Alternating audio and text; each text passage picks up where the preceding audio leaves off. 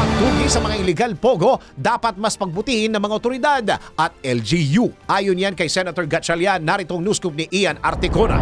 Nananawagan si Senate Committee on Ways and Means Chairman Sherwin Gatchalian sa mga law enforcement agencies at lokal na pamahalaan na paghusayin pa ang pagtugi sa mga pogo sa bansa. Kasunod ito ng raid operation ng Presidential Anti-Organized Crime Commission at iba pang law enforcers sa sinasabing illegal pogo site sa Central 1 sa Bagak, Bataan na sangkot sa human trafficking, scamming at iba pang illegal activities. Ayon kay Senador Gatchalian, sa mga raid nakikita ang pagsisikap ng mga otoridad ngunit nangangahulugan lamang din ito na marami pang pogo operators ang bumabaliwala sa utos ni Pangulong Ferdinand Marcos Jr. na total pogo ban. Nakita rin aniya na salip na unti-unting magsara ang mga pogo, nagpapatuloy pa ang mga ito at nagtatago bilang Business Process Outsourcing o BPO. Matatanda ang binigyan lamang ng Pangulo ng palugit na hanggang katapusan ng taon ang mga pogo para magsara, illegal man o legal. At yan ang news scoop. Ako si Ian Articona, nagbabalita ng tama, naglilingkod ng tama.